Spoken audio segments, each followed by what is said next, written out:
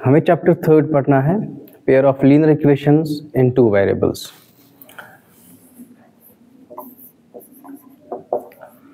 Pair of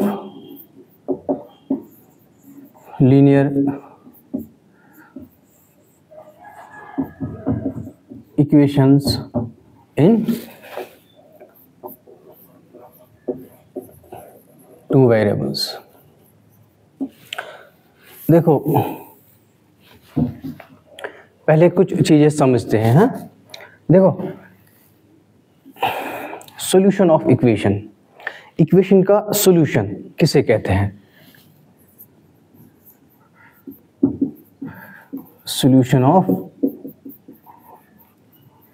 equation.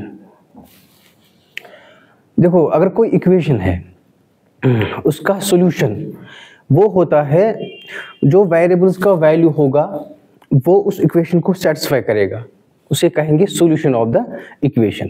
Variables का value जो equation को सेटिस्फाई करता है उसे कहेंगे solution of the equation. And satisfy करना किसे कहते हैं कि left hand side equal to बनना चाहिए equal to right hand side. For example मेरे पास एक इक्वेशन है 3x + 2y + 5 = 0। ठीक है, इसमें वेरिएबल्स कौन से हैं? x और y। तो इसका सॉल्यूशन क्या होगा? वो वैल्यूज x और y के जो इसको सेटिस्फाई करेंगे, इस इक्वेशन को हम कहेंगे वो सॉल्यूशन है इस इक्वेशन का। और सेटिस्फाई करने का मतलब लेफ्ट हैंड साइड क्या आना चाहिए? Equal to right hand side. मतलब उस वैल्यू पे ये साइड लेफ्ट हैंड साइड क्या आएगा? राइट हैंड साइड 0 है तो लेफ्ट हैंड साइड क्या आएगा? 0। ठीक है, फॉर एग्जांपल एक इक्वेशन है 3x - 5 = 0। ठीक है, इसमें एक ही वेरिएबल है x।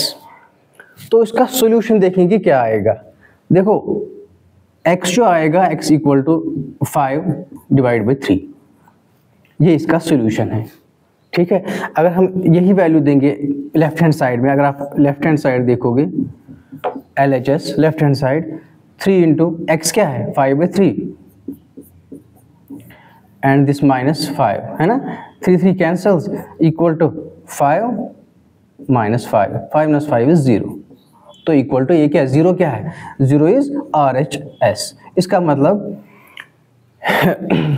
x 5/3 इस इक्वेशन का सॉल्यूशन है, क्योंकि इस पे ये इक्वेशन सेटिस्फाई हो गई इस वैल्यू पे, तो इसका सॉल्यूशन है। ठीक है, हो गई है सॉल्यूशन की बात।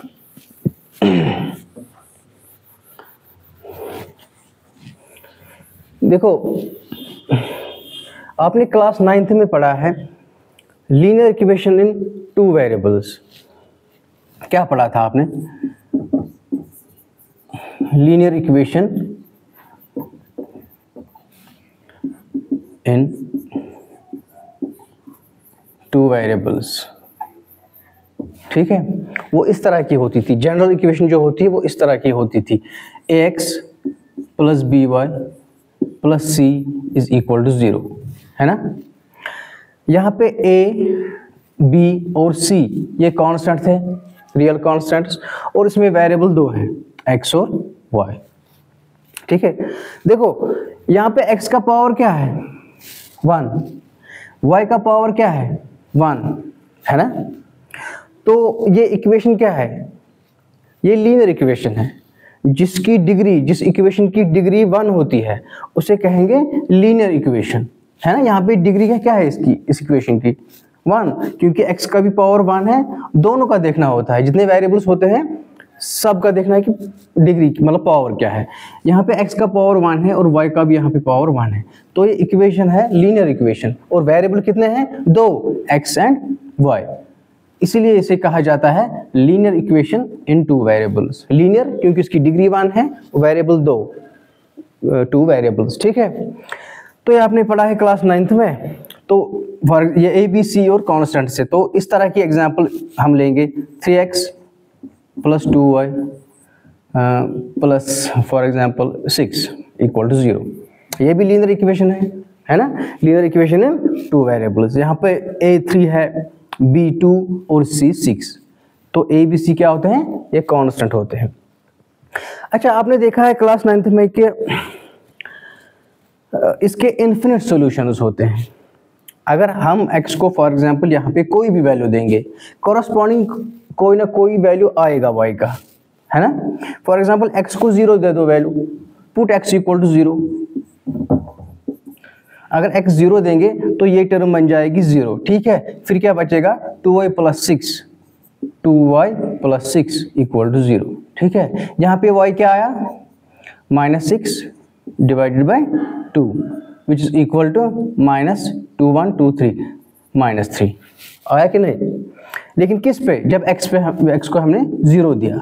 तो ये इसका सोल्यूशन क्या है, एक सोल्यूशन इसका ये है x equal to 0 y equal to -3, है ना, क्योंकि x हमने 0 दिया तो y क्या आया, -3।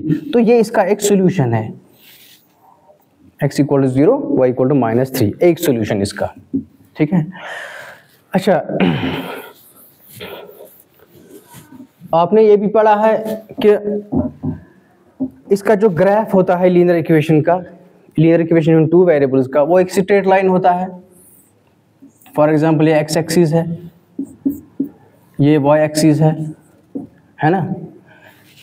इसका, इस टाइप का linear equation in two variables का, इसका जो ग्राफ होता है वो क्या होता है, एक स्ट्रेट लाइन। मतलब अगर हम x को 0 देंगे, y क्या आया, -3, y एक वैल्यू। अगर हम दूसरा देंगे, x को कुछ और देंगे 1, तो कॉरस्पॉन्डिंग y कुछ और आएगा, है ना। फॉर एग्जांपल 1 और y आया, ये x का वैल्यू और ये y का वैल्यू। x हमने 0 दिया था, y क्या आया, -3। अगर हम x को 1 देंगे, चलो कुछ y आया कुछ, फॉर एग्जांपल 5, ठीक है। अगर हम ये प्लॉट करेंगे, है ना, हम ये x लेंगे एज अ कोऑर्डिनेट 0 और -3, और यहाँ पे दूसरा 1 और 5, ये लेंगे कोऑर्डिनेट्स। फिर क्या करेंगे, ये पॉइंट कहाँ पे आएगा, 0 और -3, x एक्सिस पे 0 और y क्या है, -3, y इज -3 नीचे, फॉर एग्जांपल यहाँ पे है, तो x क्या आया, x इसी पे 0 है, ये पॉइंट क्या है, 0 और -3, फॉर एग्जांपल ऐसा है, ठीक है। दूसरा 1 और 5 एग्जांपल है, ये 1 और 5 है। 1 x इज 1 फॉर एग्जांपल यहाँ पे, और y 5 यहाँ पे, 1 और 5। फिर क्या करेंगे, इसको ज्वाइन करेंगे, तो ये इसका ग्राफ हो गया। किसका ग्राफ, इस इक्वेशन का graph, 3x plus 2y plus 5 का प्लस 6 का, है ना, इसका ग्राफ है। अब कोई भी वैल्यू लो, x का कोई भी वैल्यू लो, तीसरा फॉर एग्जांपल a, तो कॉरस्पॉन्डिंग y जो आएगा फॉर एग्जांपल b, वो भी इसी लाइन पे आएगा, कहीं ना कहीं वो भी यहीं पे होगा, a और b, ठीक है। इसका मतलब अगर हम कोई भी इसका सॉल्यूशन लेंगे, इक्वेशन टू वेरिएबल्स का, लीनियर इक्वेशन टू वेरिएबल्स का, वो पॉइंट कहाँ पे आएगा, वो इसी स्ट्रेट लाइन पे आएगा, ठीक है। या ऐसा भी कह सकते हैं, जो भी इसका इस पे पॉइंट आएगा इस स्ट्रेट लाइन पे कहीं भी, वो इस इक्वेशन को सेटिस्फाई करेगा, वो इसका सॉल्यूशन होगा इस इक्वेशन का, ठीक है। और देखो कॉमन सेंस है, लाइन कितनी होती है, जितनी चाहे उतना बढ़ा लो, है ना।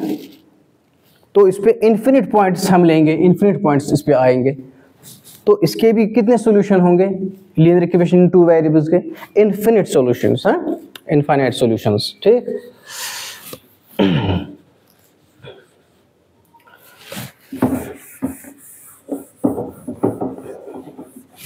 और लीनियर इक्वेशन, ये जो जनरल लीनियर इक्वेशन होती है x plus B Y plus C equal to 0, ये कब लीनियर इक्वेशन रहेगी, जब a 0 नहीं होगा और b भी 0 नहीं होगा, मतलब a is not equal to 0 और b भी 0 के बराबर नहीं होना चाहिए, तब ये लीनियर इक्वेशन रहेगी इन टू वेरिएबल्स में।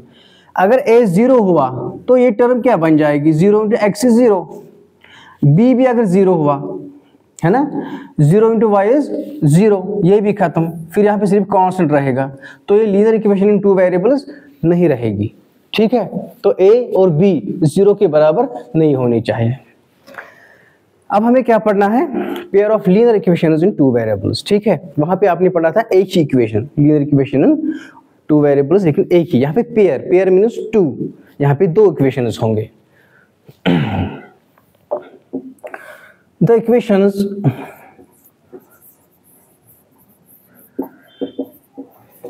Of the form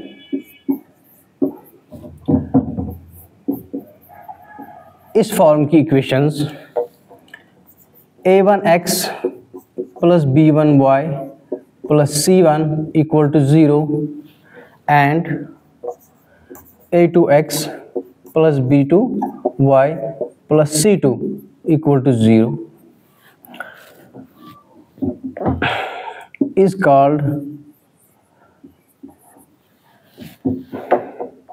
called a pair of linear equations। हाँ, या पहले ऐसे लिखेंगे, ऐसे लिखेंगे, वायर ये a1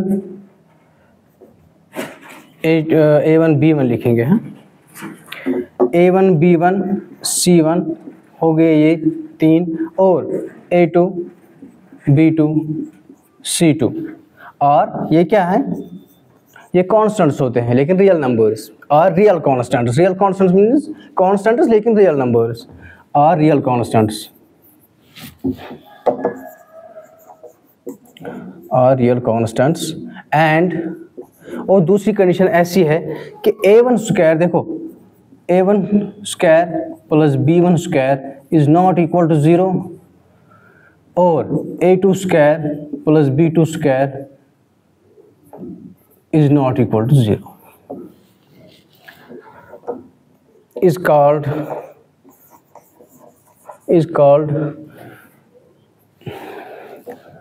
a pair of linear equations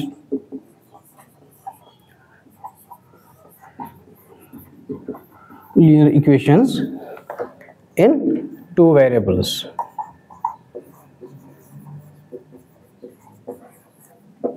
ठीक है, देखो इस टाइप की इक्वेशंस है ना, ये भी लीनियर इक्वेशन है एक, है ना, लीनियर इक्वेशन टू वेरिएबल ये भी है, लेकिन यहाँ पे क्या पढ़ना है, पेयर ऑफ लीनियर इक्वेशंस। ये pair of linear equations in two variables है, 2 इक्वेशंस है, और कॉन्स्टेंट्स है कि a1 b1 c1 ये कॉन्स्टेंट्स है, और ये भी कॉन्स्टेंट्स है, यही मैंने यहाँ पे लिखा है। And a1 square plus b1 square is not equal to 0 and a2 square plus b2 square is not equal to 0। ये क्यों मैंने लिखा, देखो जब यहाँ पे किया था हमने क्लास 9th में, वहाँ पे ऐसा किया था, x plus B Y plus C is not equal to 0, इसे कहेंगे हम linear equation in two variables. ठीक है, लेकिन a not equal to 0, a नहीं 0 होना चाहिए, और b भी 0 के बराबर नहीं होना चाहिए। यहाँ पे यही बात ऐसी है, देखो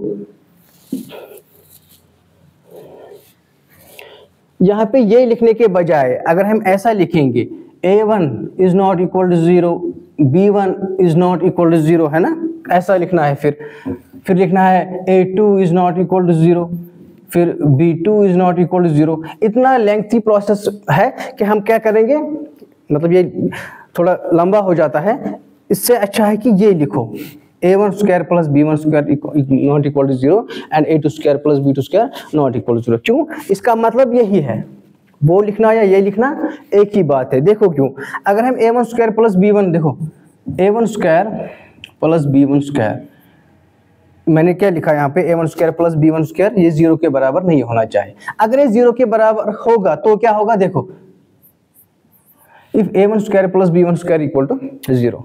अच्छा, ये क्या बनता है, यहाँ पे स्क्वायर है, अगर a1 नेगेटिव हुआ, नेगेटिव का स्क्वायर क्या आएगा, पॉजिटिव ही। b1 अगर ये नेगेटिव हुआ, इसका स्क्वायर क्या आएगा, पॉजिटिव ही। कहने का मतलब यह है कि अगर a1 पॉजिटिव हो या नेगेटिव हो, उसका स्क्वायर पॉजिटिव ही आएगा, है ना। दूसरी बात, b1 का स्क्वायर ये भी पॉजिटिव ही आएगा, चाहे नेगेटिव हो या पॉजिटिव हो।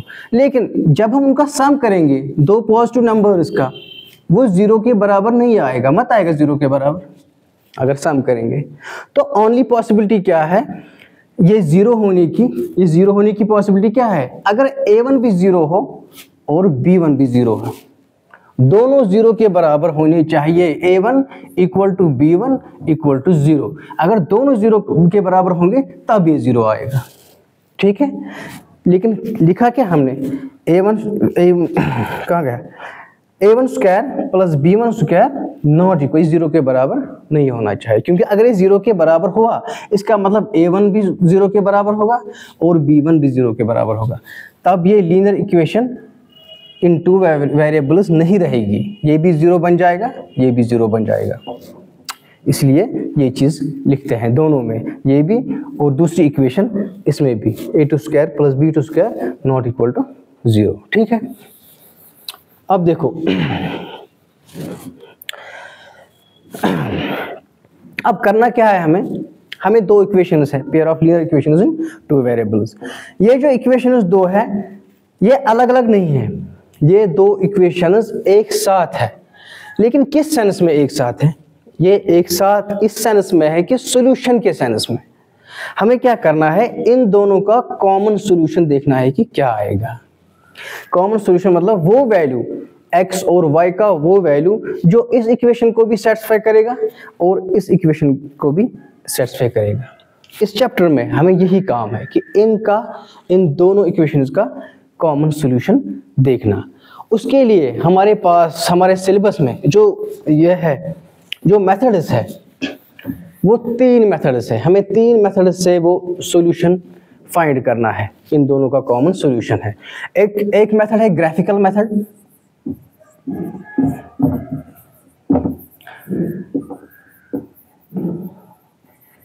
और दूसरा है सब्स्टिट्यूशन मेथड,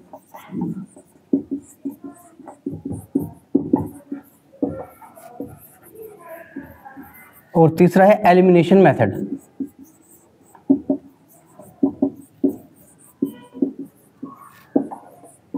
एलिमिनेशन मेथड, ठीक है। ये सारे हमें करने हैं, लेकिन आप क्या करेंगे, आप ऐप डाउनलोड कीजिए मैथ्स मिरेकल, मैथ्स मिरेकल।